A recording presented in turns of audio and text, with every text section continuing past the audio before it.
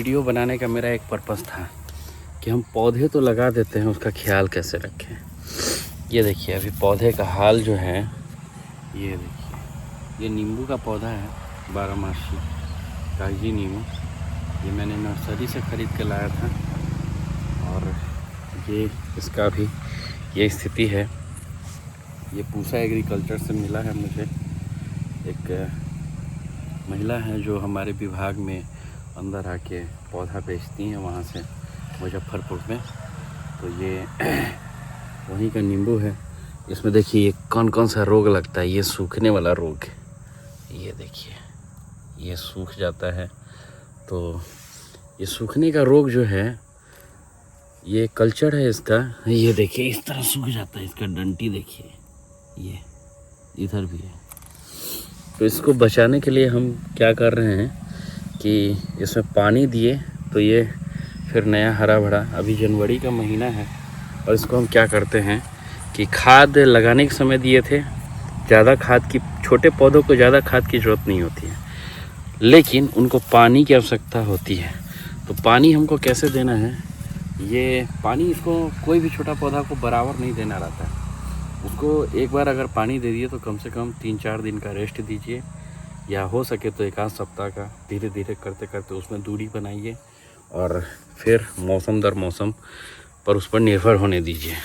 पानी देने के बाद जब इस तरह का, ये देखिए ये हल्का नमी है, तो इसको हमको क्या करना है कि अगर हम इसको ऐसे ऐसे ये कर देंगे तो इसमें, ये हमारे घर का वेस्ट कचरा है जो हमारे किचन में इस्तेमाल होता है और जो मतलब विदाउट पॉलीथीन वगैरह, सिर्फ ये देख सकते हैं कि ये कुछ अनाज है, कुछ पत्ते हैं, कुछ उसके छिलके हैं सब्ज़ी के। ये सब मैं इसी में लाके पौधों के पास वहाँ भी और यहाँ भी डाल देते हैं। तो अभी हम जो कर रहे हैं, ये एक तरह का मैंने बनवाया है, ये भी बनवाया हुआ है। तो ये सीधा है, ये सीधा ही था, लेकिन इसको मैं हल्का सा टर्न करवा दिया यहाँ से। ये खुरपी की माफिक है, हम लोग इधर इसको खुरपी बोलते हैं। इससे होता क्या है कि मिट्टी हमको भुरभुरा करने में बनता है।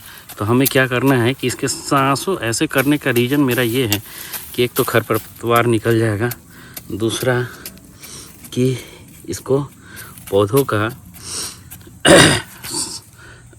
जड़ से हवा का संपर्क जुड़ जाता है और ये सांस ले पाता है, ताकि ये अच्छे से चारों तरफ से हम इसको, इधर इसी में फेंका हुआ था यहाँ पे एक बार, और मैंने इसी तरह का कचरा डाला था। तो इसमें ये देखिए मिर्च अपने आप जन्म ले लिया है। तो इसको मैं फिर उसी तरह लगा दूँगा। और ये मिर्च गोला वाला है जो लगभग 4 साल 5 साल एक बार लगाने के बाद चलता है। ऐसे ही मैं सारे पौधों को करूँगा।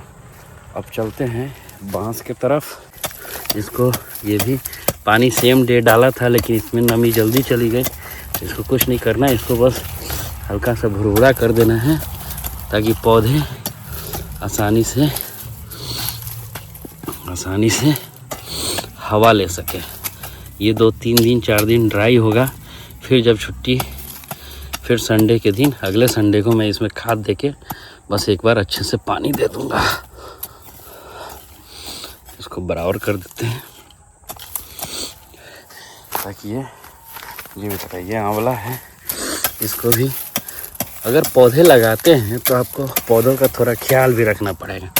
इसको क्या कीजिए कि हल्का हल्का कुरेद दीजिएगा, तो ये इससे नमी और हवा का संपर्क जुड़ जाता है और उससे क्या होता है कि पौधों को विकास होना शुरू हो जाता है। ये मेरा अमरूद पौधा है बेचारा। ये सब देखिए किचन वेस्ट मटेरियल आजकल यूट्यूब पे खूब ट्रेंड कर रहा है। और आप लोगों से भी निवेदन है कि मेरे यूट्यूब सिर्फ वीडियो देखते हैं, थोड़ा फॉलो और सपोर्ट कीजिए ताकि हमें वीडियो बनाने का हौसला मिल सके। तो आप लोग मुझे सपोर्ट कीजिए और मैं आपके लिए ऐसे ही गुणकारी वीडियो बनाता रहूँगा। ये देखिए पपीता। बाज़ार से ला के खाया हुआ पपीता खा लिया, बीज फेंक दिया। ये भी कचड़े में ही आया और ये जम गया। देखिए इसमें फलियाँ भी लग रही हैं, आपको दिख रहा होगा। तो हमारे आसपास बहुत कुछ दिखता है पर हम उसको इग्नोर कर देते हैं। ये जितने भी बांस हैं ये सब आसाम से लाए हुए हैं। देखिए मैंने इसका प्रबंधन किया, इससे पहले भी जो अभी मैं कर रहा हूँ इससे पहले भी 2 बार कर चुका हूँ। और इसको कुछ नहीं करना है, बस इसको हल्का सा थोड़ा फैला देना है ताकि इसका जड़ अभी लगने के बाद थोड़ा फैला होगा। इसको थोड़ा कुरेद देना है ताकि ये हवा सांस ले सके और ये थोड़ा बढ़ सके। चलिए, तो इसको ऊपर से थोड़ा सा हवा मिल गया। वैसे ही करके मैं सारे पौधों को, यहाँ भी है पपीता, यहाँ भी है, ये है पॉलीमार्फा, वो टुल्डा था इससे पहले जो किया। ये पॉलीमार्फा का पौधा है जो सीधा चलने वाला बांस है। ये भी आसाम से ही है। इसमें थोड़ा बालू की मात्रा है यहाँ पे मिट्टी में, इसलिए थोड़ा ये देखिए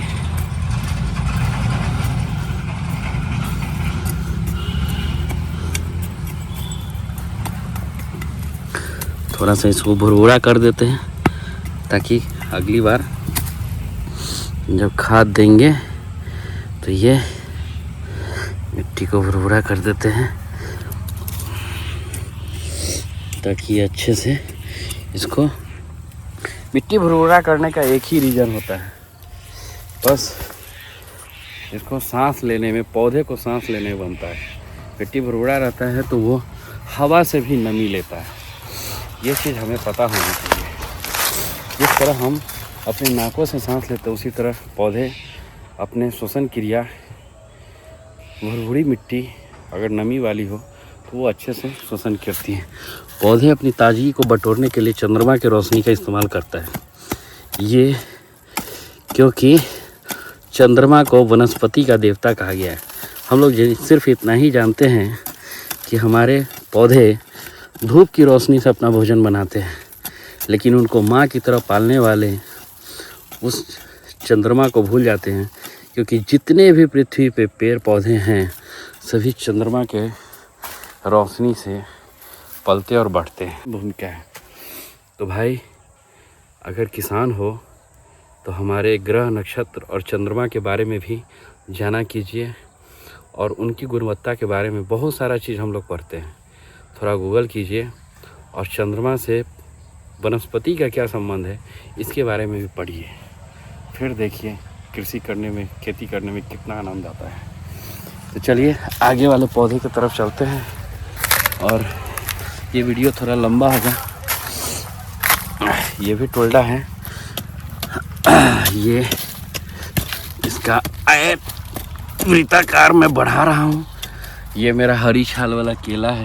ये देखिए कटने के लिए तैयार है, अभी काट के हम ले जाएंगे। ये ढेपा, हाँ, इसको मैं भुरभुरा कर देता हूँ ताकि ये भी मुझे दुआ देगा।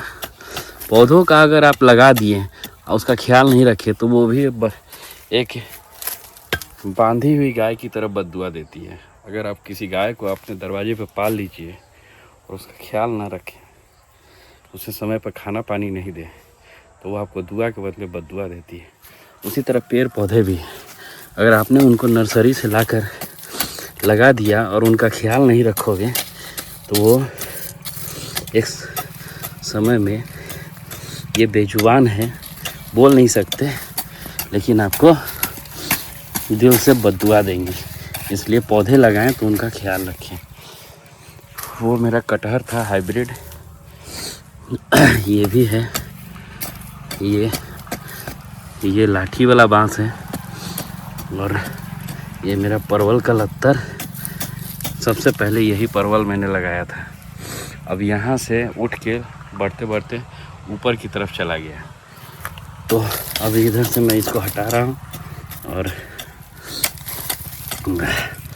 सारे के सारे साफ़ सुथरा जंगल भी साफ हो गए और पौधों को हवा भी नीचे की तरफ मिल रहा है।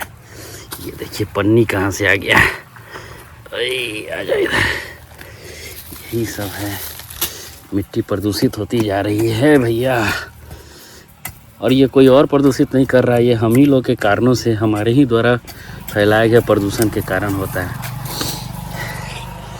हम हमेशा प्रदूषण के लिए दूसरे को दोष देते हैं, लेकिन उसमें अहम भूमिका हम लोगों की भी होती है। अगर हम उन चीज़ का उपयोग करना बंद कर देंगे तो प्रदूषण अपने आप फिनिश हो जाएगा। तो हम अपने पे कंट्रोल करते नहीं और दूसरे को दोष देते हैं। पहले खुद सुधरिए, फिर दूसरे को सुधरने का बात बताइए। चलिए नेक्स्ट, ये है बिना होल वाला बांस। इसको भी ये मैंने अक्टूबर नवंबर में मेरा बेटा इस पे फूल चढ़ा दिया था। और तो चलिए इसका मैंने खरीद दिया। ये अड़हुल इस बार बरसात में लगाया। और ये टुलडा सबसे बेहतरीन सॉलिड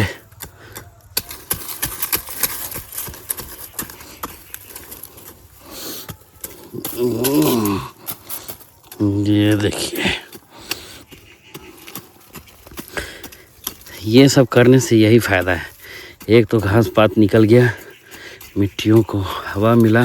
अब इनका ग्रोथ में 10 दिन के बाद आपको अगले सप्ताह जब मैं फिर इसमें खाद डालूंगा, पानी डालूंगा, तो मैं इसका ग्रोथ दिखाऊंगा नए सूट के साथ।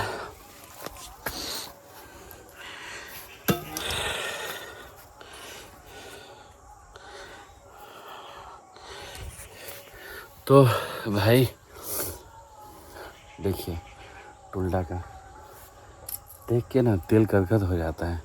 अगर आप मेहनत करो और रिजल्ट अच्छा है तो दिल सच में गदगद हो जाता है। ये देखिए, तो इसी के साथ ब्लॉग को करते हैं समाप्त, फिर दूसरे ब्लॉग में।